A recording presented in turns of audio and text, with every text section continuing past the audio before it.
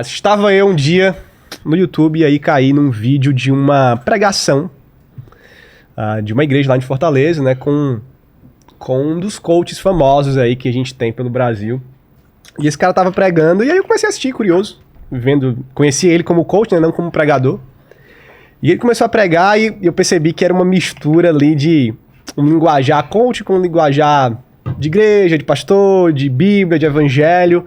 E aí comecei a perceber uma estranheza, uma mistura assim, um pouco perigosa ali. Me incomodou, distorcendo talvez ali alguma coisa da Bíblia. E aí eu lembro que esse cara, quando ele foi fazer aquela chamada para as pessoas virem para Jesus, né, se converterem, se arrependerem, ele não usava assim os termos... crê em Jesus, se arrependa, ele usava repetidas vezes assim, venha jogar no time dos vencedores. Nossa. Venha jogar no time dos vencedores. E aí, várias promessas, e aquele linguajar assim, bem de coach, dê um grito aí, faça isso, aquilo, outro, e agitando o auditório, assim. E aí eu tive essa percepção, poxa, coisa estranha, né? Não é muito legal, assim, não é muito a minha visão pra igreja, esse tipo de palestra aqui talvez caiba em outro lugar, mas não no culto, né? E aí, beleza, ok, passou. Outro dia, eu caí num texto muito bom de um blog, de um cara chamado Ícaro de Carvalho, né, que atua, né, nessa área também de desenvolvimento pessoal, marketing digital. Tem um o nome é excelente pra vir aqui, tá? É mesmo? O cara é incrível. É um cara bom. É um cara bom. E aí ele escreveu um texto chamado, eu não lembro se esse é o título específico, mas tem Empreendedorismo de Palco. Esse é um texto antigo, né, de quando essa moda começou a ganhar fama pelo Brasil, né? E ele estava fazendo uma crítica, né, a esse tipo de cultura, de evento que centraliza ali num coach, num palestrante, que ele vai basicamente te ensinar ali a ficar rico, como ela colocou, com muitos atalhos, de uma maneira talvez muito fácil, ou ele vai te dar o caminho das pedras, e geralmente esse caminho das pedras é comprando o método que ele desenvolveu, essas coisas. É aquela velha história do cara que ficou rico te ensinando a ficar rico. E não ficando rico, né? Ele não ficou rico por outros meses, ele ficou rico te ensinando a ficar rico. Mas ele estava criticando os exageros. E ele estava criticando, e foi aí onde eu percebi que daria para juntar a minha visão daquele incômodo, né, com aquela pregação, com a ideia dele, porque ele disse que esse empreendedorismo de palco estava se tornando a nova religião de muita gente. Muita gente estava passando a dedicar a vida agora a isso e a encontrar propósito de vida e a certa religiosidade mesmo nessas coisas. O empreendedorismo de palco, ele usa essa frase, né? É a nova religião do homem secular, que substitui os santos do altar pelas promessas de desenvolvimento financeiro, né? Emocional e pessoal, e objetivos de vida.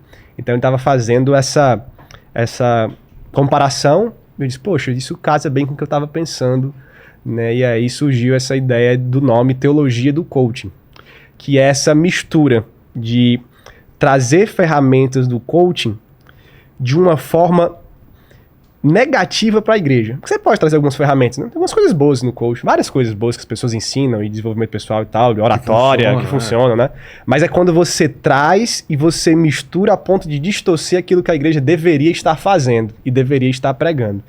Então, eu escrevi um texto que na época saiu com o nome de Teologia do Coaching, a substituta da Teologia da Prosperidade.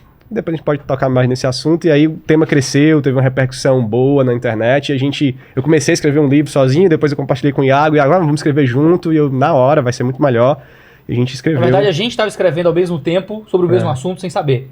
Então ele estava escrevendo por uma via de uma análise das pessoas, dos coaches que falam na igreja, quem são os personagens, qual é a teologia. E eu estava fazendo uma coisa um pouco mais propositiva de teologia bíblica, assim, de como é que o evangelho é apresentado de uma perspectiva completamente diferente daquilo que esses caras falam. Quando a gente conversou e disse, poxa, estamos fazendo um trabalho parecido, a gente pode unir forças e fazer um trabalho junto. Aí foi quando a gente trouxe o Guilherme também, para trazer, já que ele é o meu consultor de grego em tudo, aí para ele trazer uma parte um pouco mais positiva. Então o livro é dividido nessas 3 partes. Você tem uma primeira parte escrita pelo Pedro Pamplona, então é bem dividido quem escreveu o que no livro. Tá. A parte do Pedro Pamplona é uma análise da teologia do coaching, e ele analisa os personagens, aí cita o nome do pessoal, cita gente que já veio aqui e coisas assim. Não vou necessariamente citar nomes, porque o jurídico não aprova que eu cite muitos nomes, mas a gente cita muitos nomes no livro, né? Mas a gente pode citar os nomes aqui e acolá também, não tem problema. Tem a minha parte no livro em que eu falo sobre o que é que o evangelho realmente cobra de nós, o que é que significa seguir Jesus.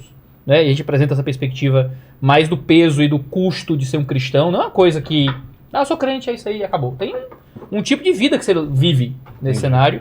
E tem um aspecto mais positivo, que aí é o Guilherme que escreve, que é sobre quais são as verdadeiras bênçãos que nós recebemos quando encontramos Jesus. É vitória financeira? É a cura de todas as doenças? Não é. É outra coisa, a gente apresenta isso também no material. Mas é muito interessante também o que o Pampão está falando, sobre esse aspecto da teologia do coaching surgir como substituto da teologia da prosperidade, como uma nova versão dessa teologia da prosperidade, né, Pampão? É verdade. A gente... O Vilar deve conhecer, né? Claro. Os casos da teologia da prosperidade, de igrejas que vendem a fé, né? E que prometem riqueza se você depositar tanto, se você der o dízimo e a oferta e fizer o propósito e tal. Isso já foi muito batido no Brasil, a gente tem grandes escândalos, grandes reportagens sobre isso. E essa teologia ela ainda existe, infelizmente, ainda há igrejas fazendo isso e pastores ensinando isso, né?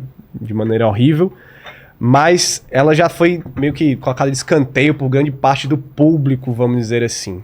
Né? E aí surge uma nova versão, talvez, de continuar falando de riqueza, de desenvolvimento e até de prometendo isso, mas agora com uma nova roupagem, né?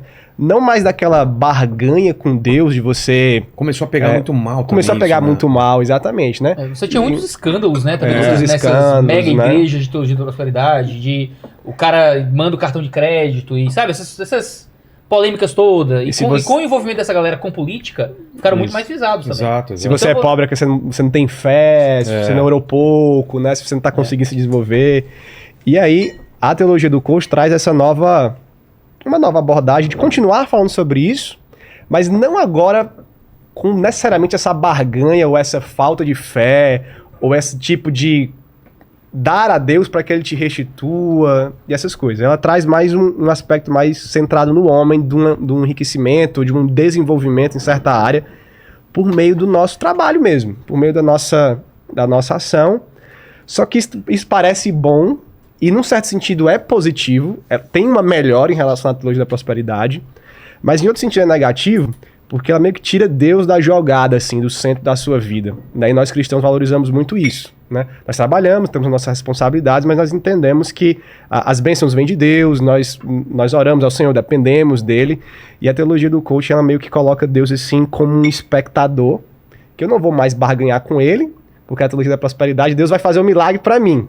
Né? Então ele ainda está pelo menos ali centralizado, ele que vai agir, eu vou pagar, é horrível, né? Mas eu vou pagar e ele vai agir, né? E na teologia do coaching a gente, eu vou fazer, eu que sou o centro aqui, eu que mando na minha vida, e Deus vai ser um espectador que vai, eu não dependo de Deus, ele vai me dar uma ajudinha aqui e ali, ele vai torcer por mim, ele vai me abençoar se eu fizer aquilo que o coach está mandando eu fazer.